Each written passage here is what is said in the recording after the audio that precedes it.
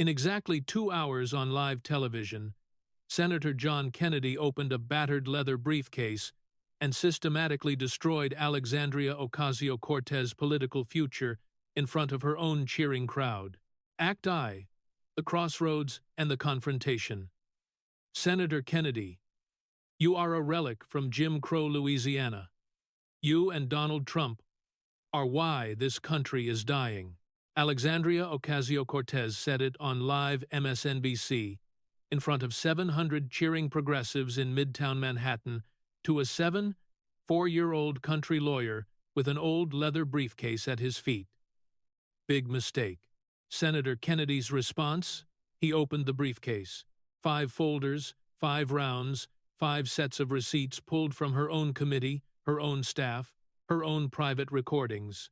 What happened in the next 2 hours ended a presidential career. You are about to witness the cleanest political destruction in modern American history.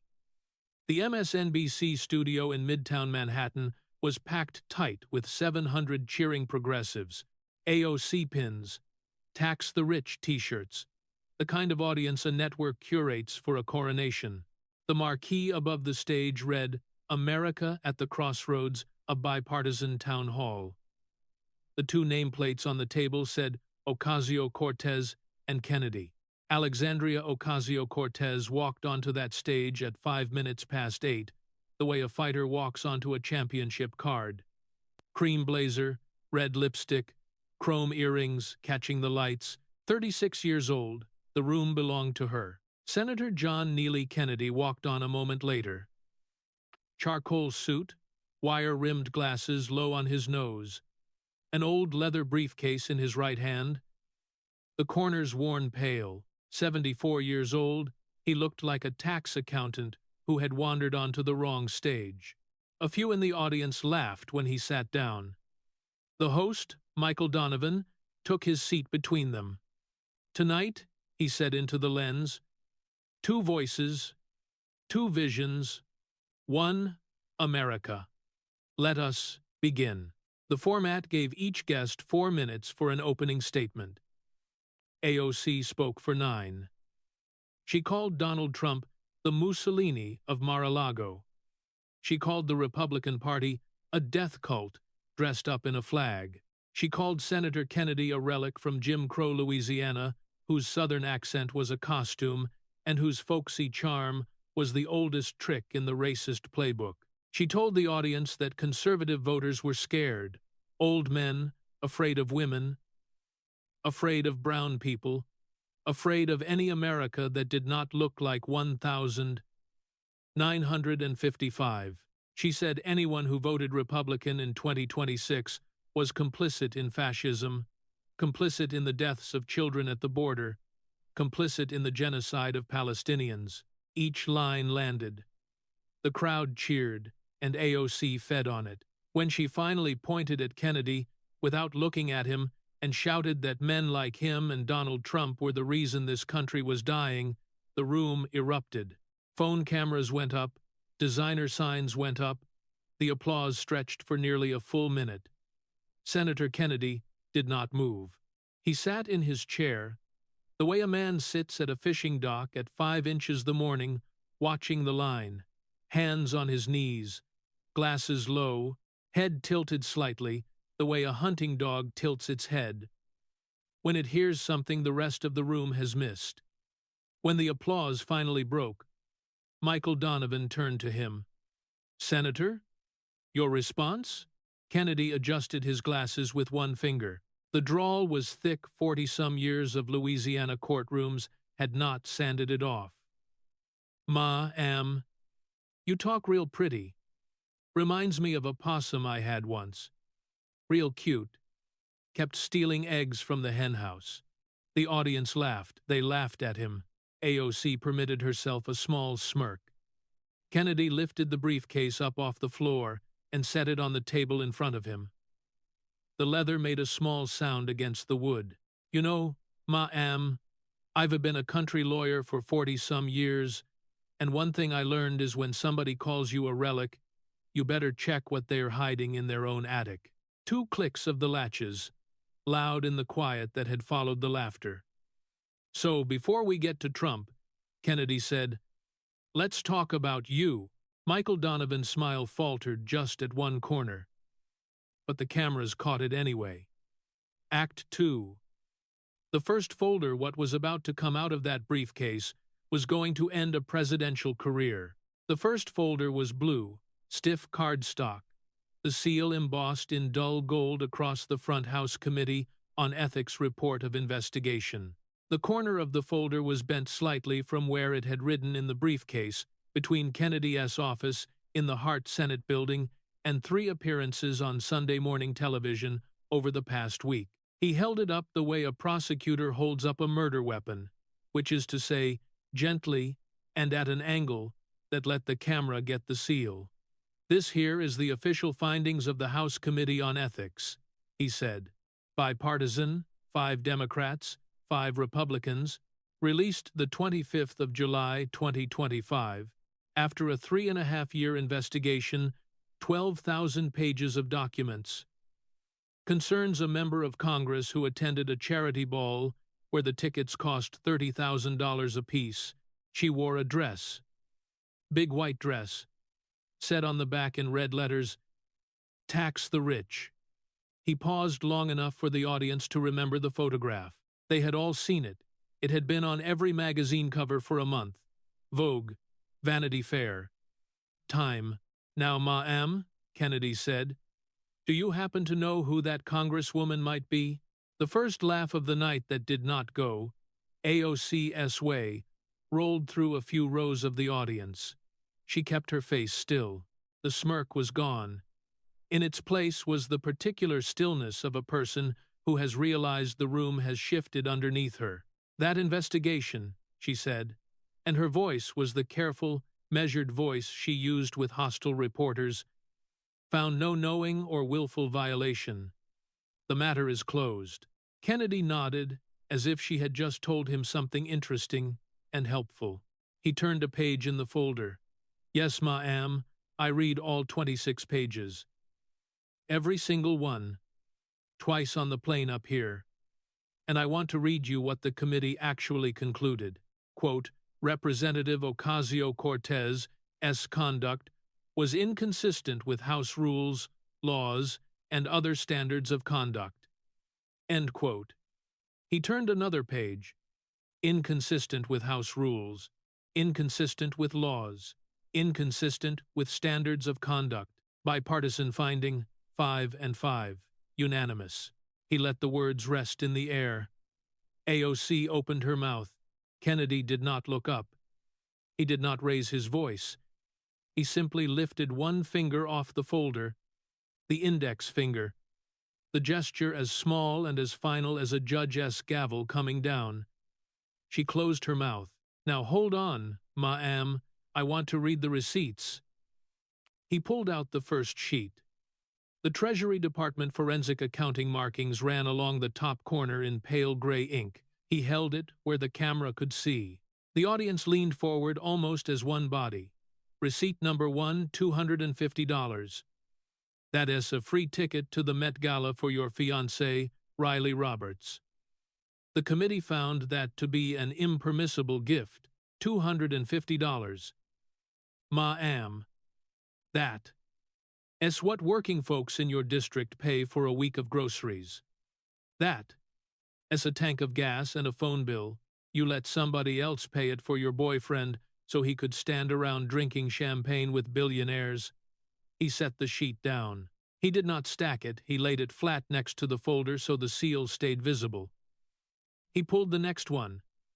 Receipt number 2, $2,733. That's the amount you underpaid for the accessories, earrings, handbag, shoes. The committee found you owe that money. $2,733, that is a month of rent for a working family in the Bronx, ma'am. A whole month. The next sheet came out slower.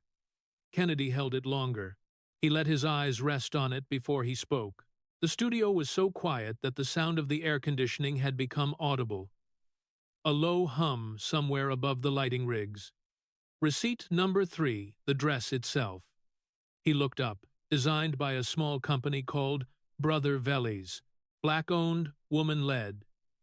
Founded in 2013 by a woman named Aurora James, who is herself the daughter of a Jamaican mother and a Canadian father. Miss James started Brother Vellies with the idea of bringing handmade leather goods from African artisans to the American market. By the time you wore that dress, ma'am, her company had 30 employees, most of them women of color. He turned the page. The accountant's invoices were stapled in sequence. The dress took 250 hours of labor to make. Hand-stitched, hand-embroidered. The red letters on the back were applied one at a time. The accountants at Brother Vellies sent your office invoices in October of 2021, then November, then December, then January of 2022, then February, then March. 6 invoices, 6 months. No payment. He let the silence build. The dress that said tax the rich was made by a black-owned, woman-led small business, and you did not pay them for half a year. You only paid them after the federal investigation started. You paid them the way you pay a bill you didn't intend to pay until somebody made you. A woman in the second row of the audience put her hand to her mouth. The cameras caught her. She was black, mid-50s, wearing a squad t-shirt under a denim jacket. She was the first one in the room whose face changed. Receipt number 4, Kennedy continued, his voice not changing pitch, not rising, not falling. Department of Labor complaint filed the 23rd of February 2022. The hairstylist who did your hair that night, she had to threaten to file a federal labor complaint to get her invoice paid. A working woman, a Latina stylist with 2 children of her own, doing the hair of a woman wearing tax the rich, had to threaten to file with the federal government to get her money. He pulled out one more sheet. He held it differently than the others.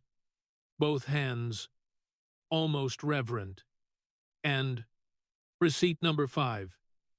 This is an internal email sent the 11th of September, 2021, 2 days before the Met Gala, between Brother Vellies' accountant and the publicist for the gala. He read, Met Gala attendees don't normally pay for this. End quote. He set the email down. Folks, he said, looking out at the audience now, not at AOC. You understand what that means? Met Gala attendees don't normally pay for this. The whole event runs on the assumption that the politicians and the celebrities get the dresses, the shoes, the makeup, the hair, all for free. Folks pay later, if they pay at all. That is the system. That is what the woman wearing tax the rich was in fact wearing on her back, a free dress made by a black-owned business that didn't get paid for 6 months. He turned back to AOC. Ma'am, 12,000 pages of documents, 3.5 years, bipartisan committee. They found the black designer didn't get paid. The Latina stylist had to threaten federal action. Your staff was emailing vendors, asking if the prices could be lowered to keep your costs below the gift threshold. Your staff, working for you, asking the help to charge less, so you would have to declare it. AOC's mouth moved.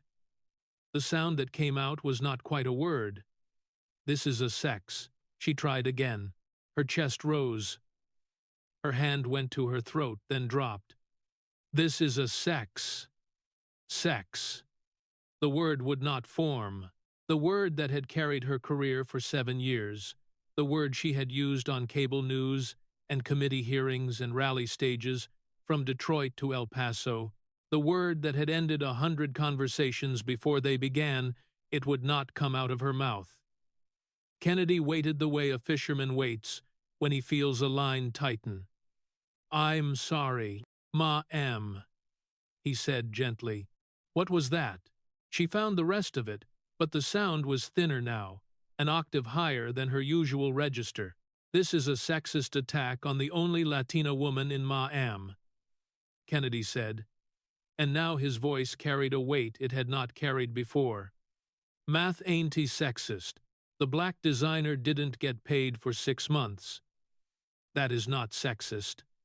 That is a fact. The Latina stylist had to file with the Department of Labor. That is not sexist. That is a federal record. 5 Democrats and 5 Republicans signed this report. Unanimous. That ain't sexist. That is bipartisan. The audience went still in a way that an audience only goes still when the ground has shifted under its feet. The first applause line of AOC's night had died on her tongue, and they had all watched it die. Kennedy closed the blue folder slowly, almost tenderly, the way a coroner closes a ledger. And Ma-am, he said, this was just the warm-up, because the receipt I am about to show you next, that one cost real working people their jobs. Act 3, the second folder. The second folder was red. The seal across the front read, New York State Department of Economic Development Impact Analysis, Amazon HQ2. Kennedy laid it on the table the way you would lay a heavy book. He did not open it right away. He sat for a moment looking at it, and the studio sat with him. The audience had not yet recovered from the dress. They were not sure what they were about to see, but they had stopped expecting to like it. Ma-am, he said, this here is an economic impact study from the state of New York, put together in 2019 by the Cuomo administration after the deal was killed. So, your own party's governor commissioned it. Concerns a project that was supposed to break ground in a place called Long Island City. You know where that is, Ma-am? The question was not a question, it was a knife. AOC's jaw set. Long Island City is in Queens. It is in, or adjacent to my district. Yes, Ma-am, it is your neighborhood, your constituents. Folks who voted for you wake up every morning and look at the empty lots where Amazon was supposed to build. He opened the folder. The first sheet was a chart, columns of numbers, bar graphs, projections, 25,000 jobs. That was the deal. Amazon promised 25,000 jobs at an average salary of $150,000 a year. Some warehouse, some technology, some apprentice programs for kids out of Queens public schools who didn't have a 4-year degree, but wanted a path, 25,000 jobs. He let the number sit. He turned the page. $2.5 billion in development investment. That is $2,500 million. In real construction, real buildings, real concrete, real steel, real welders working real shifts, going into the ground in Long Island City. Another page, a $30 billion in projected new state revenue over the life of the project. $30,000 million to pay for schools, subway upgrades, public housing, hospitals. The kind of things you say you fight for, Ma-am. He looked up. And in February of 2019, you killed it. AOC opened her mouth to respond. Kennedy did not let her. Ma-am, I do not need to argue this with you tonight, because there is a man in this room who can tell the story better than any chart. He turned slightly toward the back of the studio. The cameras swung with him. He found the row he was looking for. Mr. Marcus Jefferson, he said, would you stand up, sir? In the third row from the back, a man rose. He was black, mid-30s, broad through the shoulders. He wore a navy suit that did not quite fit, the kind a man buys for a wedding or a funeral and then keeps in a closet for the next emergency. His tie was solid burgundy. His hands were the hands of a man who had worked with them. He held a folded piece of yellow legal pad paper. He did not look like a politician. He did not look like a witness. He looked like somebody's brother. The cameras settled on him. The studio As 700 eyes followed. Mr. Jefferson, Kennedy said, could you tell the Congresswoman what happened in your life in February of 2019? Marcus Jefferson unfolded the paper. His hands trembled slightly. He looked at the page, and then he looked up. When he spoke, his voice was steady. My name is Marcus Jefferson. I was born in Long Island City. I went to Bryant High School. My father worked the docks at Hunts Point. My mother cleaned offices in Midtown Manhattan. She rode the 7 train to work for 31 years. He paused. In 2018, I was 22 years old. I had 2 children, 1-year-old and 3 years old. I was working 2 jobs. Janitor at a Midtown office building from 10:00 at night until 6:00 the morning. Dishwasher at a diner from noon to 7:00 the afternoon. I slept 4 hours between the 2 jobs in the back of my mother's apartment on a futon. I made $23,000 a year. We lived in a 1-bedroom in my mother's building. My kids slept on a mattress on the kitchen floor. He looked at the paper again. He found his place. I got accepted into the Amazon HQ2 Community Apprenticeship Program in November of 2018. They were going to pay me $38,000 a year, with full health insurance the first day to learn warehouse logistics and inventory management. After 2 years, I was supposed to be promoted to a coordinator position at $65,000. After 5 years, project manager at $90,000. They were going to pay for my associate's degree at LaGuardia Community College. They had an on-site daycare for the apprentice kids. The studio was silent. You could hear the hum of the lights again. He looked up. He looked at AOC, not at Kennedy, at her. I voted for you, Congresswoman, twice. I knocked on doors for you in 2018. I stood in the rain on East Tremont Avenue for an hour and a half to vote for you in your first primary. My mother voted for you. My aunt voted for you. My whole building voted for you. We thought you were one of us. We thought you came from where we came from. We thought you knew. He swallowed. On the 14th of February 2019, you celebrated. You posted on Twitter. You said, anything is possible. End quote. I remember reading that on my phone in the back of the diner during my break. I remember my hand started to shake. I remember thinking, anything is possible for who? Ma'am. Not for me. Not for my kids. His voice did not rise. That was what made it terrible. The apprenticeship died that day. 36 other young men and women from Long Island City lost the same chance I lost. Most of them are still where they were. 3 of them are dead, ma'am. One of my classmates from the program died of a heroin overdose in 2021. He had been clean for 2 years before the program died. When it died, he relapsed. Another one was shot in front of his apartment building in 2020. The third one took his own life in 2022. I went to all 3 funerals. A sound came from the audience. Not a gasp. Something quieter.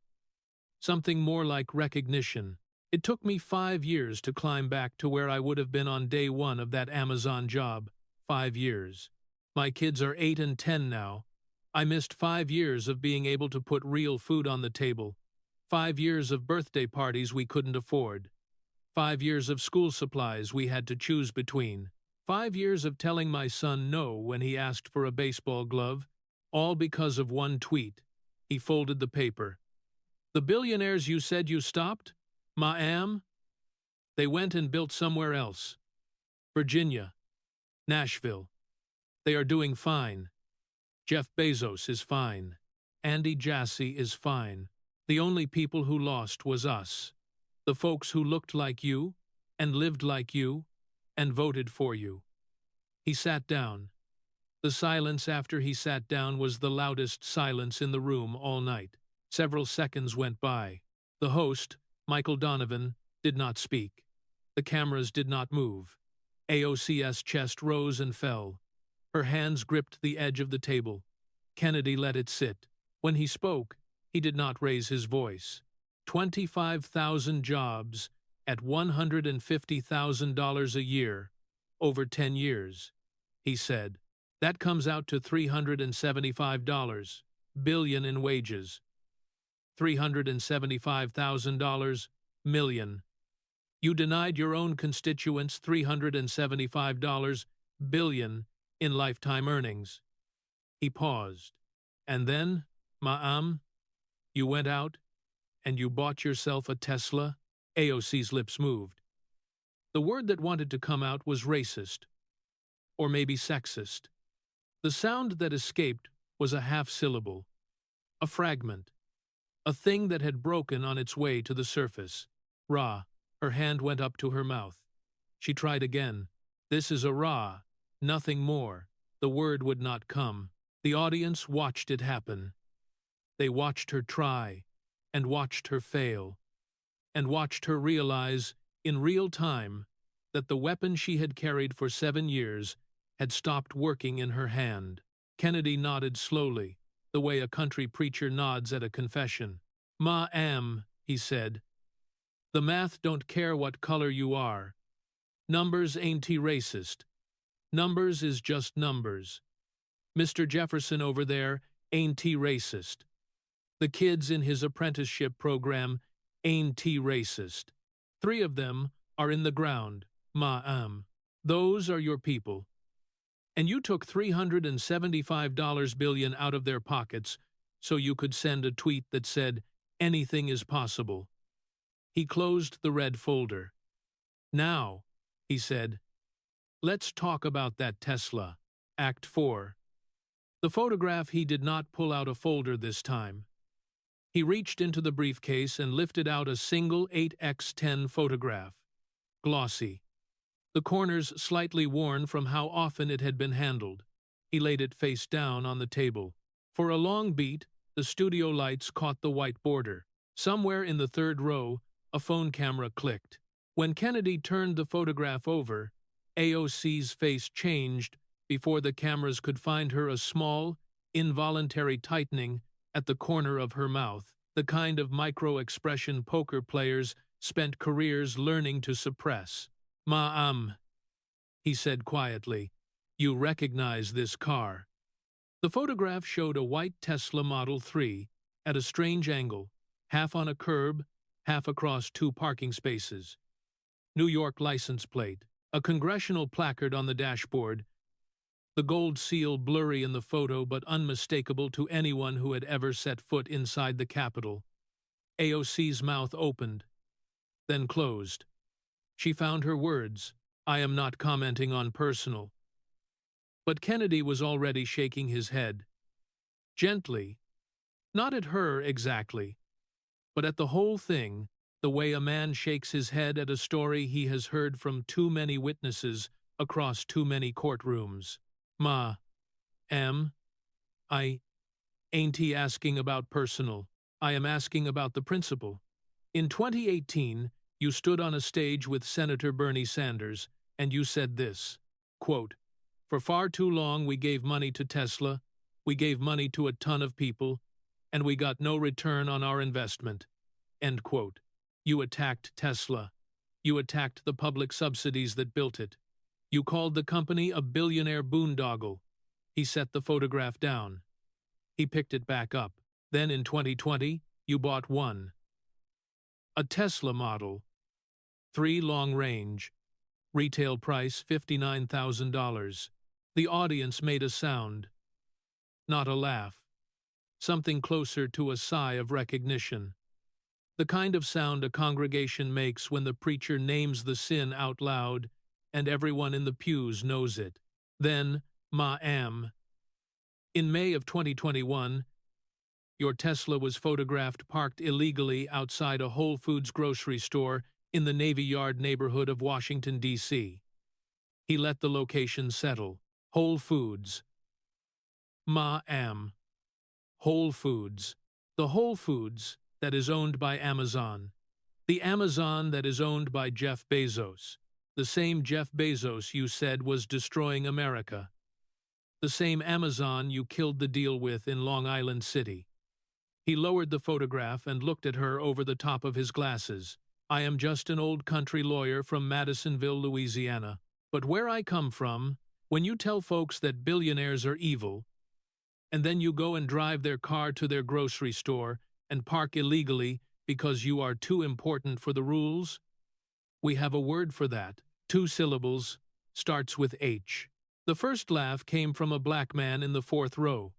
He laughed and immediately covered his mouth, surprised at himself. The laugh was the kind of laugh that escapes when something deeply true cracks through politeness.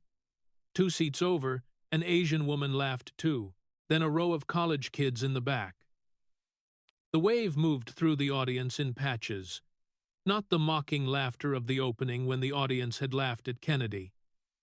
This was a different laugh, a confessional laugh, the laugh of an audience that had been told all evening that the person at the lectern was on their side and was now realizing, photograph by photograph, that the person at the lectern lived nothing like them at all. Kennedy did not smile. He let the laughter run and then settle. And ma'am, there is more, because in 2023, on the show Face the Nation, the host Margaret Brennan asked you why you owned a Tesla while the United Auto Workers were on strike. Tesla makes cars without union labor. You support the union, but you bought the non-union car. You said you would trade it in. That was 3 years ago. You still got it. A reporter from Fox News asked you in 2025 if you still owned the Tesla. Your answer? Quote, for security reasons, I'm not commenting. End quote. And he shook his head, half a smile touching the corner of his mouth and dying there before it became a smile. Security reasons. From the woman who said billionaires should exist, driving the billionaire-esque car to the billionaire-esque grocery store, and refusing to answer questions from her constituents about whether she still owns it. He pulled another sheet from inside the briefcase, a printout from a news article. He held it briefly.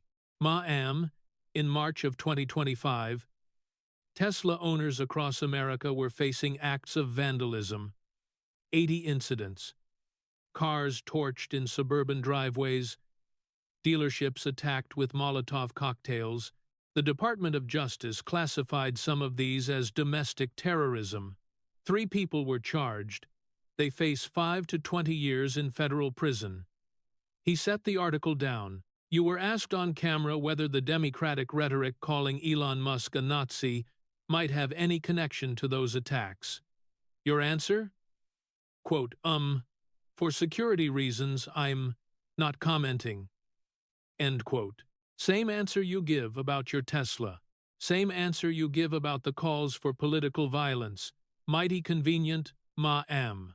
Security reasons covers a lot of ground. AOC's voice came out cracked when she tried. This is SE. The word would not come. This is SE. A small, helpless, half-syllable. Nothing more. Kennedy waited the way he had waited before. Then he spoke gently. I keep waiting to hear that word, ma'am. Seems to be giving you trouble today. He pulled one more piece of paper from the briefcase. Shorter this time. A single line. $2,000 a month? Ma'am. That's the rent on your luxury apartment in the Navy Yard. Same neighborhood as the Whole Foods. The Free Beacon described the building climbing wall. 2 pools, racquetball courts, golf simulator, rooftop dog park, steam room, $2,000 a month for a studio. The median rent for a working family in your district in the Bronx is $1,600 for a 1-bedroom. You pay more rent in Washington than your constituents pay to live in their own homes. He turned slowly to face the audience. But the dress was tax the rich. The Tesla was a billionaire-esque car. The Whole Foods was Bezos. And the apartment is in the fanciest part of Washington with a climbing wall. He held the photograph up one last time, let them see it again. Folks, this is what we call champagne socialism. The folks at the top sell rage to the folks at the bottom, while they live the life of the very people they say need to be taxed out of existence. That ain't economics. That ain't to justice. That is a con. The first real applause for Kennedy came then. It was small. It was scattered. It was 3 rows in the middle of the audience and a handful of people on the wings. But it was real. Maybe 40 people, maybe 50, in an MSNBC studio in Midtown Manhattan in April of 2026, applauding a Republican from Louisiana. Kennedy nodded just once. He set the photograph down. "Now, ma'am," he said, "let's talk about what your big bill would actually cost the working people you say you fight for. Act V." The third folder was green, thicker than the others, stuffed with paper. The seal across the front read, "American Action Forum Economic Analysis, Green New Deal." Kennedy did not open it right away. He let it sit on the table while he took off his glasses, polished them with a small white handkerchief from his breast pocket, put them back on. The gesture was deliberate. It was the kind of pause that lawyers used in courtrooms when the next question was the question. "Ma'am," he said, "you said you fight for the working class. Tell me how much your Green New Deal would cost in plain English." She had been waiting for this one. She had been preparing for it through every previous round, looking for the question she could finally answer. She straightened in her chair. "The cost of inaction on the climate crisis is far greater than the cost of ma'am," Kennedy said quietly. "I asked you a number. How much? Studies vary, and the framing of the question depends entirely on... Well, let me read you the numbers. Ma'am. Since the studies vary." He opened the folder. The first sheet was a cover page. The second was Summary Statistics, American Action Forum, run by Doug Holtz-Eakin, used to direct the Congressional Budget Office under both parties. Republican administrations, Democratic administrations, bipartisan reputation. Their analysis, your Green New Deal would cost between $51 trillion and $93 trillion over 10 years. He paused. He let the number find its way into the room. 51 trillion to 93 trillion. To put that in scale, the entire annual gross domestic product of the United States is about $28 trillion. Your bill would cost up to 3 years of everything the country produces. Every car, every house, every loaf of bread, every steak, every paycheck. 3 years of everything we make. Gone. Another sheet. Competitive Enterprise Institute analysis per household cost in year 1, $74,287. He looked over the glasses at her. $74,000 per family in 1 year, just for energy. He pulled another sheet from the folder, the one with the chart. He held it up. "Ma'am, do you know what the median household income is in your own district? $68,000. 68. Your bill costs each family $74,000. That is more than they earn. You are asking working families in the Bronx and Queens to pay more in energy bills than they bring home in a year, just to keep the lights on." He let it settle. After year 1, the cost falls down to $47,755 per household per year. $47,000 every single year. Forever. For energy. The audience had gone quiet again. The kind of quiet that follows a number too large to argue with. Kennedy reached for another sheet. He held it for a long moment before reading. 1.1 million jobs lost per year, according to the Heritage Foundation analysis. 1.1 million American working families wiped out every year for decades. He looked up. "Let me tell you who that is. Ma'am. The pipeline welders in Beaumont, Texas, men with hands like leather. The coal miners in Mingo County, West Virginia, third generation in the same hole their grandfathers dug. The truckers running long haul out of Joplin, Missouri. The refinery workers in Lake Charles, Louisiana, in my own state, who feed their families on shift work. The auto plant workers in Lordstown, Ohio. The natural gas crews in Pennsylvania. The drillers in North Dakota. The oil field roughnecks in Midland, Texas. The shipbuilders in Pascagoula, Mississippi. Folks who get up at 4 inches the morning and come home at 7 at night.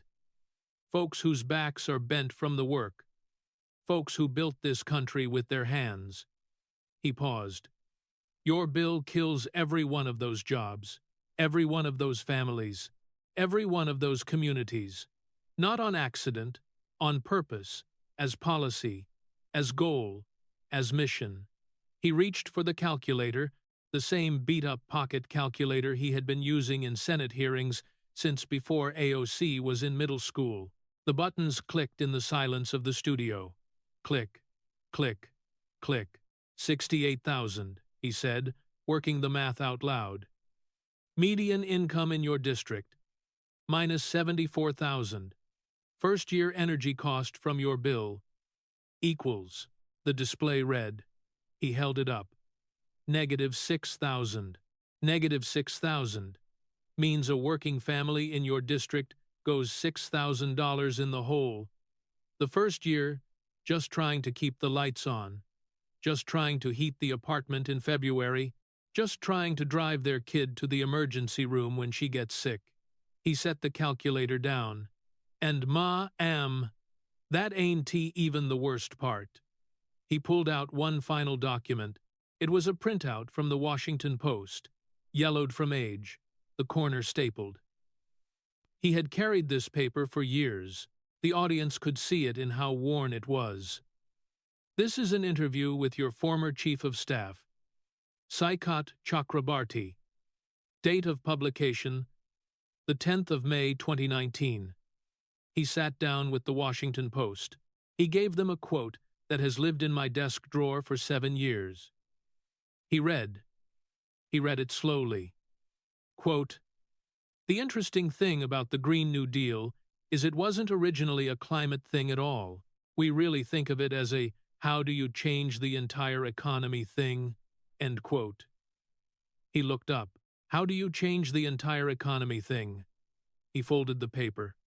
Your own top aide, on the record with the Washington Post, said the bill was not really about climate, said it was about fundamentally transforming the American economy, tearing it down and building something else. He let the words land. When the working folks of Pennsylvania ask why they cannot afford a tank of gas, this is the answer.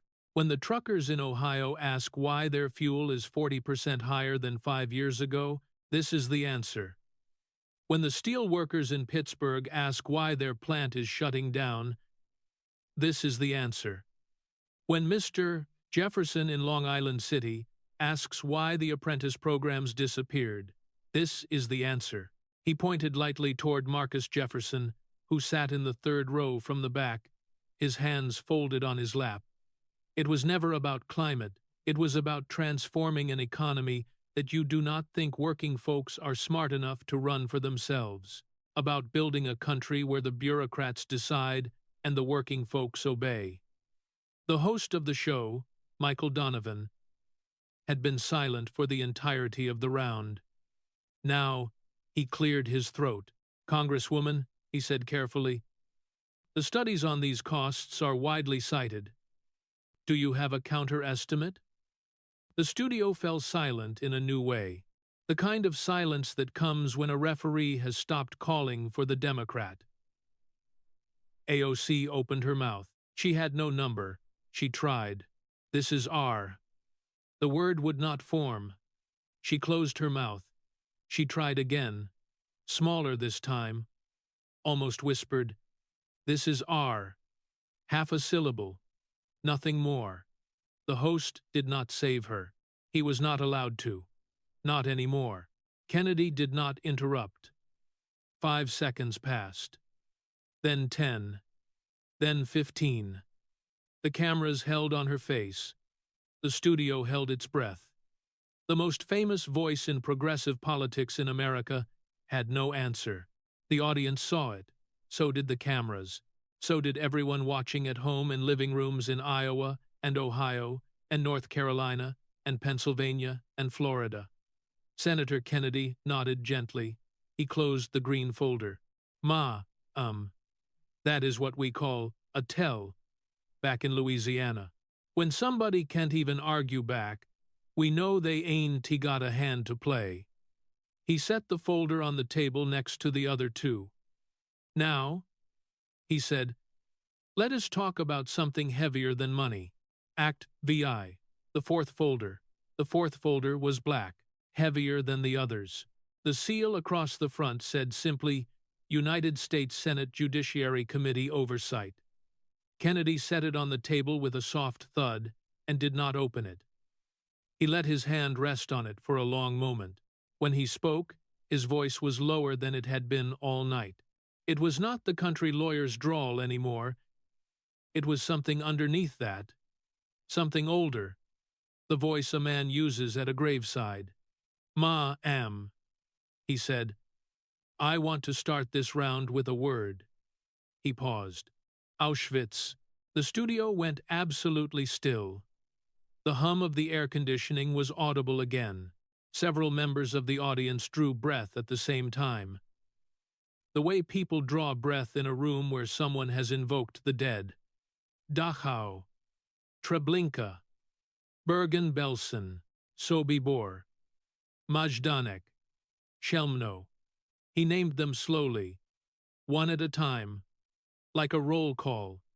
Concentration camps, death factories, 6 million Jews murdered, 1.1 million at Auschwitz alone, Roma, Sinti, disabled children gassed at clinics, Polish priests, Soviet prisoners, homosexuals, Jehovah's Witnesses, political dissidents, the full inventory of human evil organized into a railway timetable, trains running on schedule, schedules signed by clerks who went home to their wives at night.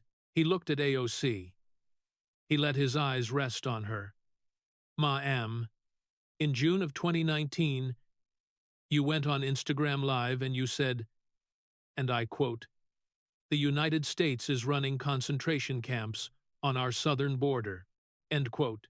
AOC found her voice. It was quieter than her opening. The fight had gone out of it, but the words were still there.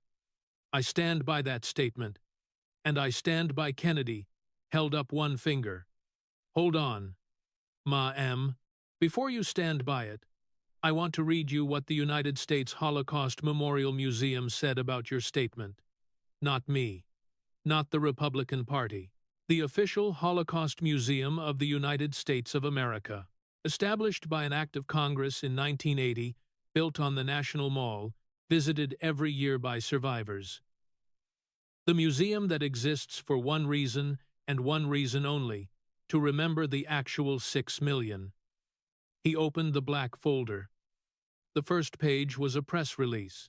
Quote, "The United States Holocaust Memorial Museum unequivocally rejects efforts to create analogies between the Holocaust and other events, whether historical or contemporary.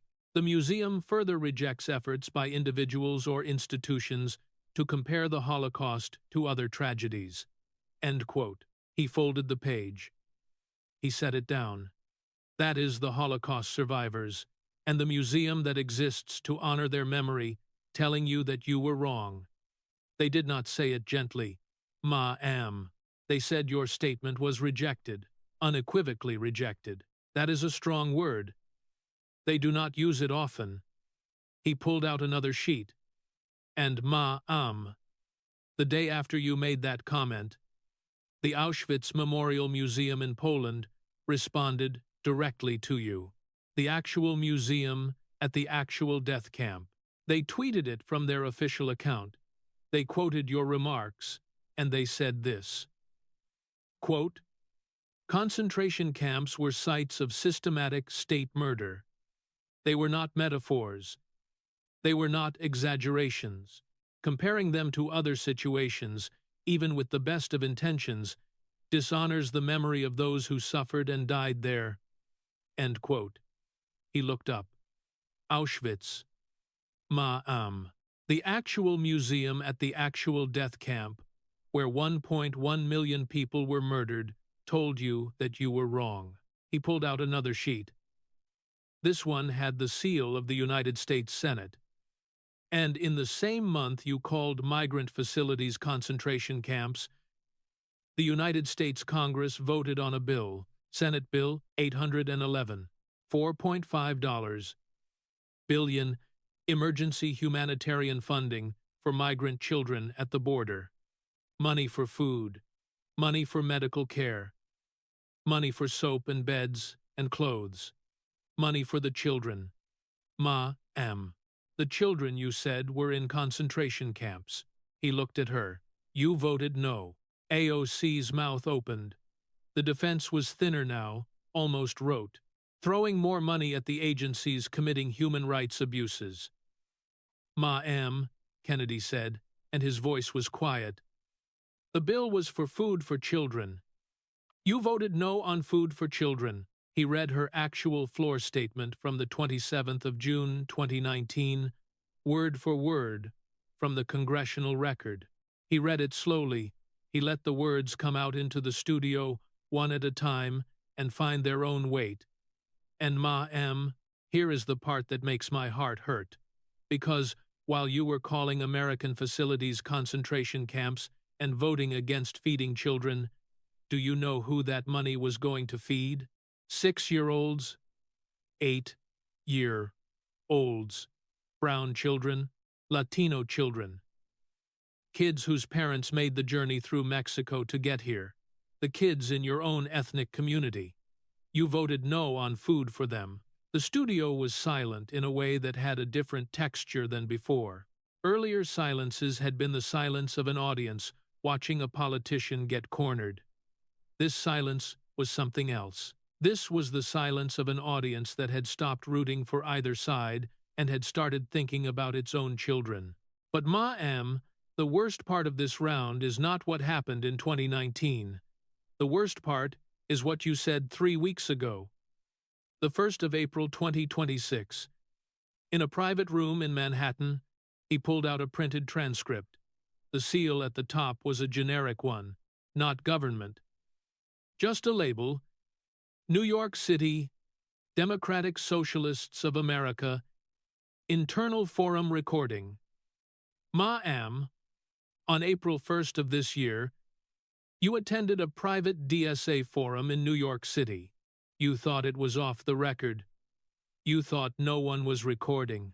But the meeting was streamed online to members, and City and State magazine got a partial recording. They published it on April 1st. It is in the public record now. He read, I have not once ever voted to authorize funding to Israel, and I will never. The Israeli government should be able to finance their own weapons if they seek to arm themselves. End quote. He paused. A DSA member followed up, asked you specifically, would you commit to voting no on any spending on arms for Israel, including so-called defensive capabilities, Iron Dome missile defense, the system that intercepts rockets fired at civilians? He read her answer, quote, yes, end quote. He folded the paper.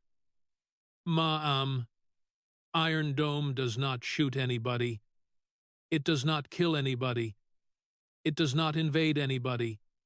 It does not occupy. It does not target. It is a system of interceptor missiles that intercepts rockets fired at civilians, at apartment buildings, at hospitals, at a kindergarten in Sderot, at a bat mitzvah in Jerusalem, at a pizza shop in Tel Aviv full of teenagers eating after school. He looked at her. You committed to voting against the shield, the thing that stops the rockets. You said you would not even support the defensive system that keeps children from getting blown up on the way to school. He pulled one final document. Let me tell you what Iron Dome actually does. Ma'am, The 7th of October 2023, Hamas terrorists launched approximately 5,000 rockets at Israel in the first wave of attacks. Iron Dome intercepted 90% of the rockets that threatened populated areas. Without Iron Dome, the death toll on October 7th would not have been 1,200. It would have been 20,000, maybe more. Children at school, babies in cribs, old folks in synagogues. Iron Dome saved thousands of civilian lives that day.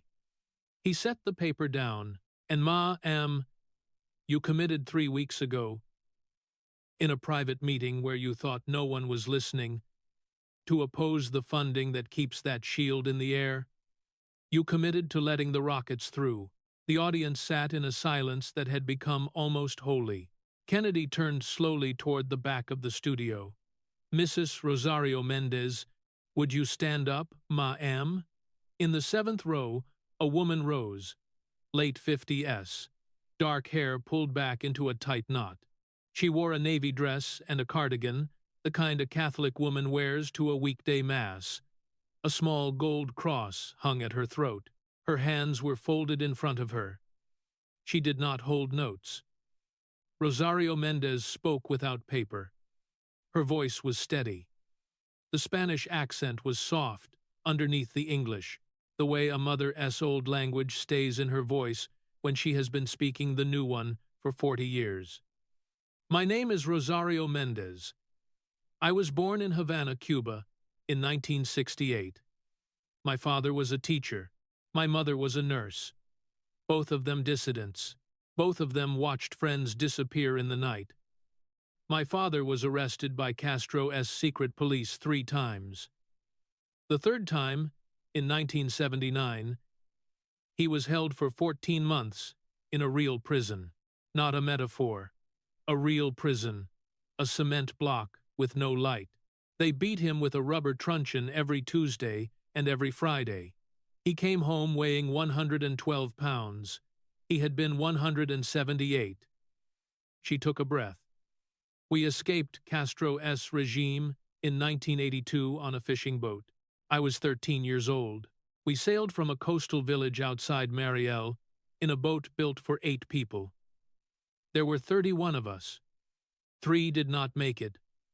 1 was a baby. Her mother held her body for the last 6 hours of the trip and cried without making any sound. Her name was Esperanza. It means hope. The studio did not move. We came to the United States. My family applied for legal asylum at the processing center in Miami. We waited 11 years for our citizenship. 11 years of paperwork. 11 years of interviews. 11 years of background checks. 11 years of going to the immigration office in downtown Newark to update our addresses. 11 years of doing it the right way. She straightened. I am brown. I am Latina. I am an immigrant. I am a Catholic. I am an American. I am a wife. I am a mother of 3. I am a registered nurse. I work the surgical floor at St. Barnabas Medical Center in Livingston, New Jersey. I have voted in every election since I became a citizen in 1993. I have voted Republican most of those years and Democrat some of those years. I voted for Barack Obama twice. I voted for John McCain. I voted for Donald Trump in 2016. I voted for him again in 2024. I am a person, Congresswoman. I am not a demographic. She looked at AOC. For 7 years I have watched you use my face to push policies that hurt my children's country. I have watched you call concerned American mothers racist for asking that everyone come the same legal way I did. I have watched you call border facilities concentration camps, while my cousins in Cuba live in real ones, Congresswoman, with real bars, with real torture. I have watched you say, defending children from rockets is genocide, and tonight I came here on my own dime, on a bus from Newark to Manhattan, to tell you in front of all your supporters that you do not speak for me. Her voice did not rise. It got quieter somehow, which made it louder. You do not speak for legal Latina immigrants.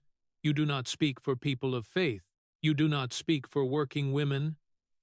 You do not speak for refugees who actually fled actual concentration camps. You speak only for yourself and the people who paid for your dress. She sat down. The silence that followed was the deepest silence of the night. It went on for several seconds. The cameras did not move. The host did not speak. AOC's eyes were fixed on the table. Her hands were flat on the wood, white at the knuckles. She tried one last time to call out the word. She tried to say racist, to say sexist, to say Islamophobic, to say transphobic, to say any of the words that had carried her career for 7 years and ended 100 conversations before they began. Nothing came out. Her lips moved, her chest rose. She made a small sound that was not a word. Then she stopped trying. She just looked down at the table. Kennedy waited a long moment. He did not gloat. He did not press. He just waited the way a man waits at a funeral for the family to find their footing.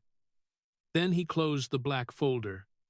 "Ma'am," he said very softly, "I think we are done."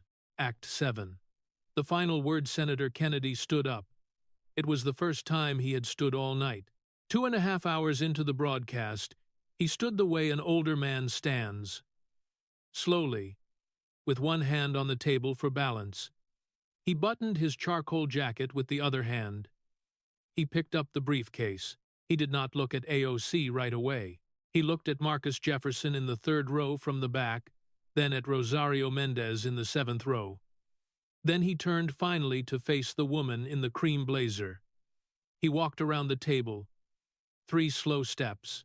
He stopped in front of her. When he spoke, his voice was lower than it had been in any of the previous rounds. The drawl was still there, but the showmanship was gone. What was left was a man speaking to another person.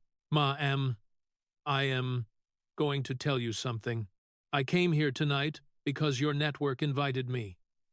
They thought you were going to make a fool of the country lawyer. Maybe you thought so too. That is fine. You've been underestimated my whole career. I went to a little school called Vanderbilt for college, then a little school called the University of Virginia for law, then a school across the ocean called Magdalene College, Oxford, for another degree in law. Then I went home to Madisonville and started representing folks who got hurt by big companies. 40-some years. He turned to face the cameras. The audience was so quiet you could hear the lighting rigs. You called me a relic. You called Trump a fascist. You called the GOP a death cult. You called conservative voters scared old men afraid of the future. He turned back to her. I am a relic. I am 74 years old. I've been around long enough to know what real Americans look like. And they don't look like a Met Gala. They don't look like $60,000 Teslas parked at Whole Foods. They don't look like luxury apartments with climbing walls. They don't look like designer dresses that say, "Tax the rich," while a black-owned business waits 6 months to get paid. He gestured behind him toward the back of the studio. Real Americans look like Mr. Marcus Jefferson over there. Lost 5 years of his life because of a tweet. Real Americans look like Mrs. Rosario Mendez. Spent 11 years in line waiting for citizenship while you accused folks like her of bigotry for following the law. Real Americans look like the welders in Beaumont, and the truckers in Joplin, and the nurses in Newark, and the apprenticeship kids in Long Island City who never got their chance. He paused. My daddy was a fertilizer salesman in Centerville, Mississippi. Worked his whole life. Drove 300 miles a day in an old green Buick that smelled like tobacco and diesel. Sold seed and feed to farmers who paid him in cash and sometimes in chickens. Never made more than $30,000 in his best year. He sent me to Vanderbilt, ma'am. He sent me to UVA Law. He sent me to Oxford. Not because he was rich, because he worked until he could not work anymore, died of a heart attack at the steering wheel of that Buick in 1991. They found him on a county road outside Centerville with the engine still running. His voice softened. You called him a scared old man tonight, indirectly, when you called every conservative voter that. You called my mama a scared old woman. You called my Uncle Beauregard, who could not read until he was 31 years old, but who built a bait shop in Zachary, Louisiana with his own hands and ran it for 53 years, you called him a scared old man. You called every shrimper and welder and farmer and trucker and small businessman in my state a scared old man. You called every legal immigrant from Cuba and Vietnam and Korea and the Philippines who voted Republican because they came from real socialism, you called them scared old men too. He held up the briefcase, and tonight, ma-am. The only thing left of your career is what is in this briefcase. 5 rounds, 5 sets of receipts. The Met Gala where the black designer didn't get paid for 6 months. Amazon, where 25,000 jobs were killed for a tweet. The Tesla parked illegally at the billionaire-esque grocery store.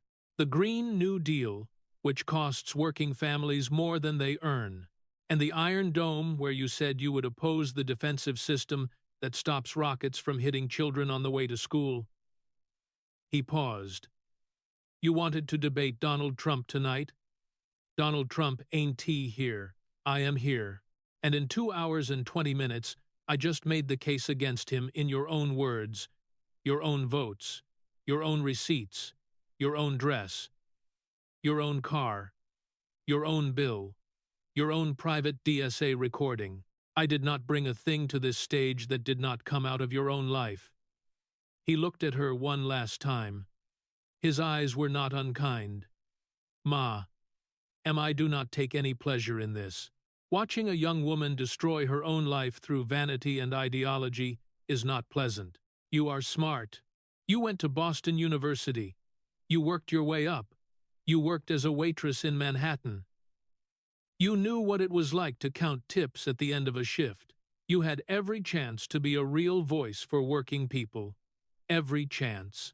And somewhere along the line, you decided that being right was less important than sounding right. That sounding angry was easier than getting answers. That blaming people who looked like me was easier than helping people who looked like Mr. Jefferson over there. That is the tragedy. That is the only thing I am sad about tonight. He turned. He walked back to his chair. He set the briefcase down. He sat. He folded his hands on the table. Mr. Donovan, he said, looking at the host, I think we are done here, sir. The studio was silent. Then slowly, in the back rows, someone began to clap. One man, a second, a third, a whole row in the middle.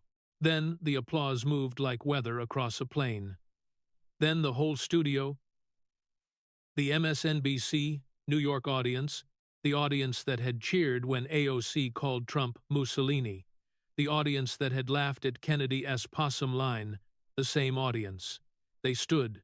They applauded a Republican from Louisiana for 2 minutes and 47 seconds. Marcus Jefferson stood with them. So did Rosario Mendez. So did the black woman in the second row, who had put her hand to her mouth when Kennedy had named Aurora James. So did the college kids in the back rows who had come to cheer for AOC and were now clapping for a country lawyer they had never heard of when the night started. Alexandria Ocasio-Cortez sat at the table with her head down. The red lipstick was smudged at the corner of her mouth. The cream blazer was rumpled where her arms had been folded. Her chrome earrings caught the studio lights one last time. Her hands stayed flat on the table. She did not cry. She did not yell. She did not stand and walk off. She just sat the way a person sits when the floor of their life has gone out from under them, and the only thing left to do is wait for the room to stop spinning. Michael Donovan looked at the camera. His face was carefully blank. We will be right back. he said. Cut to commercial. By morning, the segment had been replayed on every network. MSNBC ran it twice without commentary. The Mr. Jefferson testimony alone had been viewed 64 million times before noon. The Rosario Mendez testimony 51 million. The Iron Dome confrontation 38. The voice cracks were already memes. Alexandria Ocasio-Cortez issued a statement through her chief of staff, Mike Casca. The Congresswoman remains focused on serving the people of New York's 14th Congressional District. She did not answer questions. She did not appear on television for 14 days. She canceled 2 weeks of public appearances. Her staff stopped responding to press inquiries by Thursday. Senator Bernie Sanders, asked on CNN whether he stood by AOC, paused for 9 seconds before answering.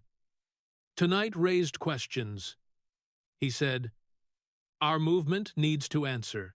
House Minority Leader Hakeem Jeffries declined to comment when stopped by reporters at a Capitol Hill stakeout.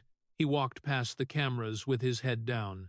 The DSA New York City chapter held a closed emergency meeting that lasted 7 hours. They did not release a statement. Senator Kennedy's book, How to Test Negative for Stupid and Why Washington Never Will, returned to the New York Times bestseller list at number 1. There was no expulsion, no resignation, no FBI investigation, no handcuffs, no perp walk, no federal charges, no grand jury. There were only receipts, and receipts do not evaporate. When the applause fades, the cameras turn off, and ideology collides with undeniable receipts. Who truly pays the price for the grand promises made on a political stage, the politicians who make them, or the working-class citizens who are forced to live with the consequences?